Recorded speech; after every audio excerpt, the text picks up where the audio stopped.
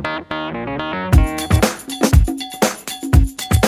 Friends, Gayatri క్రియేషన్కి స్వాగతం. ఇప్పుడు నేను అగ్రహారం కథల్లోని పిన్ని అనే కథ గురించి చెప్పబోతున్నాను. ముందుగా రచయిత గురించి. వేదుల సుభద్ర గారు గోదావరి ఒడ్డున గల అమలాపురంలో జన్మించారు. ఉస్మానియా యూనివర్సిటీ జెనెటిక్స్లో PhD చేశారు. ప్రస్తుత నివాసం, ఉద్యోగం బెంగళూరులో. కౌముది ఇంటర్నెట్ పత్రికలో 3 సంవత్సరములు ధారావాహికగా ప్రచురించబడిన ఈ అగ్రహారం కథల్లోని పిన్ని అనే కథతో మీ ముందుకొస్తున్నాను. మహాదేవ శాస్త్రి గారు చిన్నరాములవారి గుడిలో పూజారి. రాములవారు చిన్నవాడు కాకపోయినా గుడి చిన్నదే, ఆదాయము చిన్నదే. చలవరాతి చవటాలు, గుడికి వెళ్లే ముందు వాళ్ళు కడుక్కోవడానికి అమర్చిన ఇత్తడి కుళాయిలు, ఇలాంటి హంగులున్న పెద్ద గుడి ముందు చిన్న గుడి వెలవెలపోవడంలో ఆశ్చర్యం లేదు. నారచీరలతో వనవాసానికి వెళ్లే సీతారాముల్లాగా ఉంటాయి చిన్న గుడిలో విగ్రహాలు. కళ్యాణ రాముడిలా తలుపులుతూ ఉంటాయి పెద్ద గుడిలో. శాస్త్రి గారికి ఒక్కరే కూతురు సుబ్బలక్ష్మి. తల్లి లేని సుబ్బలక్ష్మిని శాస్త్రి గారు ఉన్నంతలో గారాబంగా పెంచారు. చక్కని కనుముక్కు తీరుతో, తాచుపాము లాంటి బారడంత జడతో లక్ష్మీదేవిలా ఉంటుంది. పాల సముద్రం లాంటి గోదావరి ఒడ్డునే గుడి దగ్గరే శాస్త్రి గారి నివాసం కదా. అందుకేనేమో చిన్నరాముడు వారిని నమ్ముకున్న శాస్త్రి గారికి మామూలు రోజువారీ జీవితం గడపడమే కష్టంగా ఉంది. 1 అర ఎకరం దేవుడి పొలం మీకే ఇస్తాను అని ధర్మకర్త గారు అనడమే కానీ ఇప్పటి వరకు చేసింది లేదు. ఏనాడు తన దేవుడినే ఏమీ అడగని ఆయన ధర్మకర్తను అడిగింది లేదు. తన గురించి దిగులేదు ఆయనకు. సుబ్బలక్ష్మిని ఒక ఇంటిదాన్ని చేస్తే చాలు అన్నదే ఆయన కోరిక. 9వ క్లాస్ తర్వాత ఇంకా చదివించలేకపోవడంతో సుబ్బులు చదువు ఆగిపోయింది. పొలమైనా చేతికి వస్తే అమ్మి పిల్ల పెళ్లి చేయొచ్చునని ఆయన ఆలోచన. సుబ్బులు ఎంతో ఒద్దికైన పిల్ల. ఇంటి పని, వంట పని చక్కగా చేసుకుంటుంది, కమ్మగా పాడుతుంది. చుట్టుపక్కల చిన్నపిల్లలను చేరదీసి వాళ్లకు పాఠాలు చెప్తుంది. 3 ఇళ్ల అవతల ఉండే సీతాలక్ష్మ గారు నేర్పిస్తే జాకెట్లు, పరికిణీళ్లు, కత్తిరింపులు నేర్చుకొని అప్పుడప్పుడు వెళ్లి ఆవిడని అడిగి తన బట్టలు తనే కుట్టుకొస్తుంది. 16వ ఏడు రావడంతో శాస్త్రి గారికి కంగారు మొదలైంది. తెలిసి సంబంధాలు ఉంటే చూడమని పేరయ్య గారికి చెప్పారు. ఓ రోజున ఆయన ఇంటికి వచ్చాడు మంచి సంబంధం తెచ్చానంటూ. శాస్త్రి గారు ఒళ్ళో పిల్లాడిని పెట్టుకుని ఊరంతా వెతకడం అంటే ఇదే కదూ అని పొడుం పీడుస్తూ అన్నాడు ఆయన. అంటే అర్థంగా అడిగారు శాస్త్రి గారు.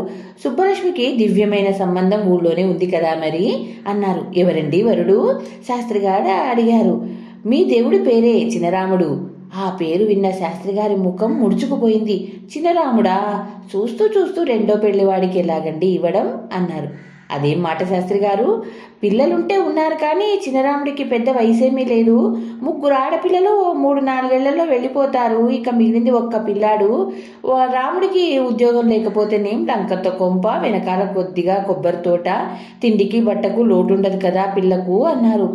కేవలం 3 పూట్లో భోజనం, కట్టుకోవడానికి ఓ 4 జతల బట్టలు ఉండడమేనా పెళ్ళంటే అని అడగాలని శాస్త్రి గారికి తోచలేదు.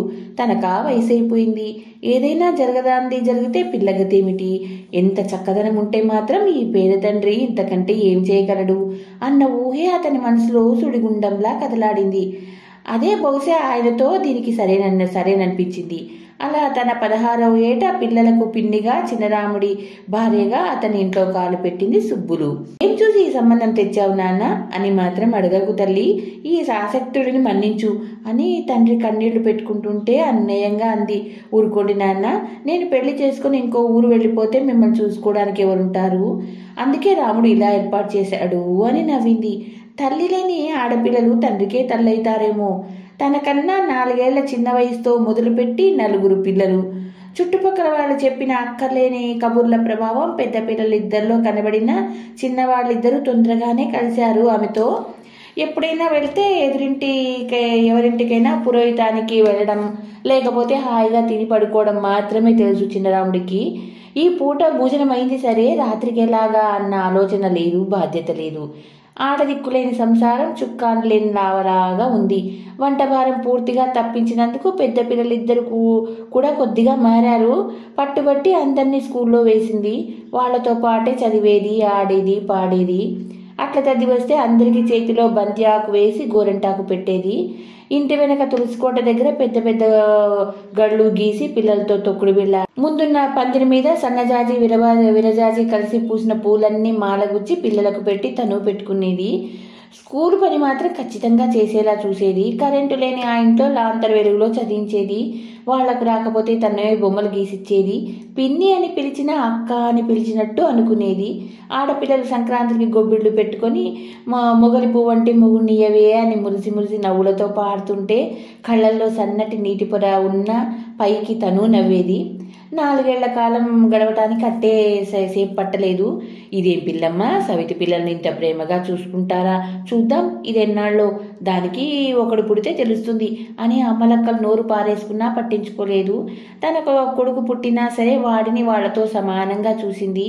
పక్కింటి పినిగారు సమయం చూసి 2-3 సార్లు, చూడు సబ్బులు, లోకంలో ఎక్కడైనా తన్ను మాలిన ధర్మం ఉండదు కదా, పిల్లల గోలలో పడి నీ సంగతి నువ్వు మర్చిపోకూడదు, వాళ్ళ అమ్మ నగలుండాలేమో ఏవో అవి తీసి జాగ్రత్త చేసుకో, పిల్లల్ని కొద్దిగా అదుపులో ఉంచు అని ఇలా ఏవో చెప్పబోతే, పిన్నిగారు, చిన్నప్పటి నుంచి తల్లి లేకుండా పెరిగాను, తల్లి విలువ ఏమిటో నాకు తెలుసు, వాళ్లకు తల్లి అనుభవము నాకు లేకపోయినా నా చేతనైనంత వాటిలో మీలాంటి పెద్దవారి సలహాతో వాళ్లకు వీలైనంత మంచి చేయాలని నా తాపత్రయం, మీరే ఇలా అంటే ఎలా చెప్పండి అని ఆవిడ నోటికి తాళం వేసింది. రాను రాను చిన్నరాముడి బద్ధకం మరీ పెరిగిపోయింది. ఆదాయం లేకున్నా అందరికీ భోజనానికి అన్నం కావాలి కదా, అందుకే ఊళ్ళో వాళ్ళకి జాకెట్లు కుట్టడం మొదలుపెట్టింది. పక్కగా ఉన్న 2 గదులు వసారా అద్దెకిచ్చింది. కొబ్బరికాయలు అమ్మి డబ్బులు, అద్దె డబ్బులు రాముడు సంపాదించే దాంతో సంసారం గడిపేది. తను సంపాదించేది మాత్రం వేరే దాచి ఉంచేది, పిల్లల అవసరాలకు. ఆడపిల్ల అవసరాలు చెప్పిరావు కదా, పిల్లలతో కలిసి పెరట్లో కూర మొక్కలు పెంచేది. డబ్బుకు వెతుక్కునే రోజుల్లో పెరట్లో పండిన కందట్లు పెసరట్లో వేసి అన్నంతో పాటు పెట్టేది. తనకి సంబంధం తెచ్చిన పేరయ్య గారు మళ్ళీ వచ్చి పెద్దపిల్ల భవానికి చక్కటి వాడు అంటూ 2వ పెళ్లివాడిని తీసుకొస్తే, మా పిల్లకు చచ్చినా 2వ పెళ్లి సంబంధం చెయ్యము అని చెప్పేసింది. తీరుగా 18 ఏళ్ళు నిండకుండా పెళ్లి చేస్తే మిమ్మల్ని పేరయ్య గారిని కూడా జైల్లో పెడతారు అంటూ శారదా చట్టం గురించి మీకేమైనా తెలియదటండి అని శాస్త్రి గారిని లేసింది. ఏం పెట్టి చేస్తావు అందరికి పెళ్ళిళ్ళు, ఇలా గుమ్మంలోనికి వచ్చిన సంబంధాలు కాదంటే అని చిన్నరాముడు దెబ్బలాటకు దిగాడు. ఏది లేకపోతే హాయిగా మనతోనే ఉంటారు, అంతేకాని ఇది మాత్రం కుదరదు. అయినా వాళ్లకంటే మనకు ఏది ఎక్కువ కాదు. వాళ్ళ చదువులకు పెళ్లిళ్లకు అవసరమైతే తోట ఇల్లు కూడా అమ్మేద్దాం, అంతేకాని పిల్లకు మంచిది కానిది ఏది చేయడానికి వీలేదు అని తిరిగి వాదించింది. పెద్ద పిల్లకు 18 ఏళ్ళు నిండాక తన దూరపు బంధువు అక్కవలస అయ్యే సులోచన కొడుకు అమలాపురంలో స్కూల్లో డ్రాయింగ్ మాస్టర్గా పనిచేస్తున్న శంకరానికి కుదిర్చి పెళ్లి చేసింది. చిన్నపిల్లకు బొమ్మలు వేయడంలో శ్రద్ధ చూసి అల్లుడితో చెప్పి డిప్లొమా చేయించింది. అది అవ్వగానే ఆ పిల్ల ఒక ప్రైవేట్ స్కూల్లో టీచర్గా చేరింది. ఉద్యోగం చేసిన పిల్లకు పెళ్లి కావడం పెద్ద కష్టం కాలేదు. 3వది శారద. నిజంగానే శారద అల్లుళ్ళ సలహాతో ఆర్థికంగా వెనుకబడ్డ వాళ్ళు ఇచ్చే స్కాలర్షిప్ సంపాదించి డిగ్రీ చదివించింది. అదయ్యాక పిల్ల పోటీ పరీక్షలు రాసి LICలో క్లర్క్గా ఉద్యోగం తెచ్చుకుంది. పిల్లవాడిని మాత్రం ఇంజనీర్ చేయాలని సుబ్బులి సంకల్పం. నీకేమైనా వెర్రేమిటే, ఇంజనీర్ చదువు అంటే మాటలా అంటున్న చిన్నరాముడిని, మీరేం మాట్లాడకండి, ఇవన్నీ ఎలా జరిగాయో అది అలాగే అవుతుంది అని అతను నోరు మూయించింది. పిల్లల అమ్మ నగల్లో ఆఖరిగా మిగిలిన గాజుల జత అమ్మేసి మరీ పిల్లాడికి ఫీజు కట్టింది. వాడు కాలేజీ ఫస్ట్ పాస్ అయ్యి స్టేట్ గవర్నమెంట్లో జూనియర్ ఇంజనీర్గా చేరినాడు. ఆనందంతో ఎగిరి గంతేసింది. పిల్లలకి ఇన్ని చేశావు, నీ కొడుకో అని పక్కింటి పిన్నిగారు అడిగితే ఒక్క మాటే చెప్పింది, నా కొడుకేమీ అనాథ కాదు, 3 అక్కలు 1 అన్నయ్య ఉన్నారు వాడికి అని. 3వ పిల్ల శారద పెళ్లిలో సుబ్బలక్ష్మి పుట్టినరోజుకు భవానీ పట్టు చీరతోనూ, మిగతా 2 ఆడపిల్లలు 1 గాజుల జతతోనూ, పెద్ద పిల్లాడు మాధవ మెడలోనికి బంగారు గొలుసుతోనూ వచ్చి, అమ్మ తమ్ముడిని మాతో పాటు తీసుకుపోతాము, కాకినాడలో మంచి స్కూల్లో చేరుద్దాం, వాడు నాకంటే బాగా చదువుకోవాలి అని మాధవ్ అన్నప్పుడు, మా అమ్మ అయినా సరే మాకింత చేసేది కాదు, ఏం పుణ్యం చేశావని మాకు దేవుడు మా అమ్మ కాని అమ్మనిచ్చాడు అని వాడ నలుగురు కౌగలించుకుని కళ్ళనీళ్లు పెట్టుకుంటే, అప్పుడు నిజంగానే పెద్దవాళ్ళు ప్రయోజకులైన పిల్లల్ని చూసి ఆనందంతో ఏడ్చింది.